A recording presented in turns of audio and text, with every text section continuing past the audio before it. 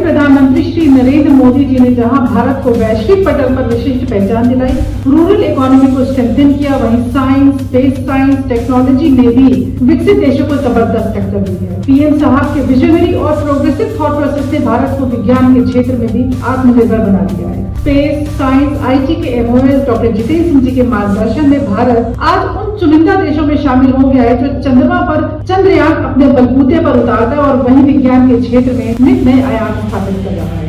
आइए जानते हैं कि मोदी जी के नेतृत्व में सरकार ने ऐसा क्या काम किया जो भारत को विश्व गुरु बना रहा है। मोदी जी ने अपने तीसरे कार्यकाल के पहले 100 दिन में जिन प्रमुख पहलों की शुरुआत की है, वे वैश्विक नवाचार मंच पर भारत की भूमिका को आगे बढ़ाने की उनकी प्रतिबद्धता को दर्शाती है। प्रधानमंत्री मोदी जी का विजन अंतरिक्ष अन्वेषण, जैव प्रौद्योगिकी और मौसम विज्ञान जैसे महत्वपूर्ण क्षेत्रों में भारत के नेतृत्व को सुनिश्चित करने के लिए दीर्घकालिक अनूठी पहलों को प्राथमिकता देता है। भारत की विज्ञान और प्रौद्योगिकी एक्सपेक्टेशंस नई ऊंचाइयों पर पहुंची है। चंद्रयान 3 मिशन जैसी उपलब्धियों से वैश्विक मान्यता भी मिली है।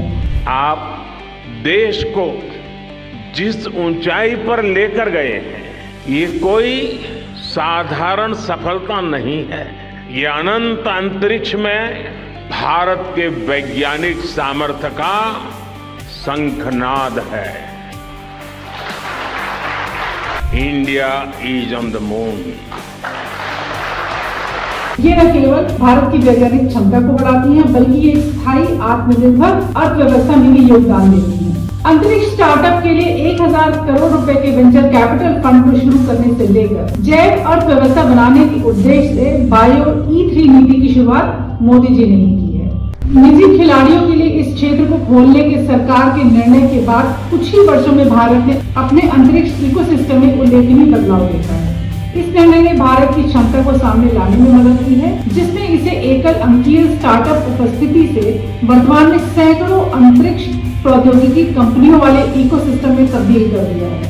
कि जब भारत दुनिया की टॉप 3 इकोनॉमी बनने के लिए उड़ान भर रहा है, उसी समय भारत का गगनयान भी हमारे स्पेस सेक्टर को एक नई बुलंदी पर ले जाने वाला है। भारत ने गगनयान मिशन द्वारा पहले मानव चालक दल वाले अंतरिक्ष मिशन को निर्धारित किया है। भारत की प्रगति केवल अन्य अंतरिक्ष यात्रा करने वाले देशों की श्रेणी में शामिल हो जाना भर नहीं है, बल्कि इसमें नवाचार, सटीकता और विश्वसनीयता के साथ अग्रणी बनने की भी है। बायो E3 का प्रमुख उद्देश्य पेट्रोलियम आधारित संसाधनों से जैव ईंधन विकल्पों की ओर बदलाव करना है, जिससे अपशिष्ट से ईंधन बनाना और अन्य संधारणीय प्रथाओं को सक्षम बनाया जा सके।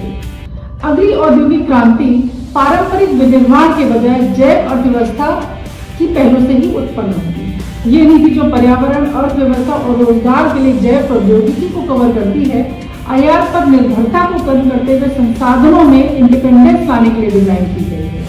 मोदी जी के तीसरे कार्यकाल के पहले 100 दिनों के भीतर एक और नई पहल शुरू हुई, वो है मिशन मौसम, जिसका उद्देश्य मौसम संबंधी पूर्वानुमानों की सटीकता को और बेहतर बनाना है। यह मिशन जो अंतरिक्ष और IT प्रौद्योगिकियों को एकत्रित करता है, भारत को स्वयं के लिए ही नहीं बल्कि बांग्लादेश, नेपाल, श्रीलंका सहित पड़ोसी देशों के भी वास्तविक समय पर कार्रवाई योग्य मौसम पूर्वानुमान प्रदान करने में सक्षम बनाता है। मौसम विज्ञान में भारत न केवल मौसम का पूर्वानुमान लगा रहा है, बल्कि नागरिकों को मौसम की घटनाओं के निहितार्थों को समझाने और उसके अनुसार तैयारी करने में भी मदद कर रहा है। मंत्रालय का उद्देश्य वैश्विक मानक पूर्वानुमान प्रदान करना और भारतीय कृषि को सशक्त बनाने वाले पूर्वानुमान मॉडल को और बढ़ावा देना है। प्रधानमंत्री श्री नरेंद्र मोदी जी के नेतृत्व में भारत के दृष्टिकोण का आधार एक सर्वव्यापी रणनीति है, जिसमें वैज्ञानिक विषय अधिक प्रभावशाली परिणाम देने के लिए एक जगह मिलती है। वहीं मोदी जी के नेतृत्व में विज्ञान धारा योजना लागू की गई, जिसका प्राथमिक उद्देश्य देश में साइंस, प्रौद्योगिकी और नवाचार से संबंधित इकोसिस्टम को मजबूत करने की दिशा में एक बहुत महत्वपूर्ण कदम है। भारत के पास 2 प्रचाल निरत प्रक्षेपक है। पहला ध्रुवीय उपग्रह प्रमोचक रॉकेट है, दूसरा भूतुल्यकारी उपग्रह भी है। लगभग 1 दशक की अवधि में भारत ने GII रैंकिंग में भी जबरदस्त प्रगति की है। ये 2015 में 81वें स्थान से बढ़कर 2024 में 39 स्थान पर पहुंच गया है। भारत ने ग्लोबल इनोवेशन इंडेक्स 2024 में 133 वैश्विक अर्थव्यवस्थाओं में 39 रैंक हासिल की है। रैंकिंग में यह बढ़त एक मजबूत इनोवेशन इकोसिस्टम को बढ़ावा देने के लिए भारत की कमिटमेंट को दर्शाता है। देश की बढ़ती इनोवेशन क्षमता को तकनीकी उन्नति, व्यापार करने में आसानी और उद्यमिता को प्राथमिकता देने वाली सरकारी पहलों का भी समर्थन मिला है। ये प्रभावशाली उपलब्धि भारत के एक वैश्विक इनोवेशन लीडर के रूप में उभरने का एक स्पष्ट संकेत है। विकसित भारत का सपना सज रहे हमारे प्रधानमंत्री भी साइंस, स्पेस साइंस, टेक्नोलॉजी के क्षेत्र में भारत को अग्रणी बनाने के लिए कमिटेड है।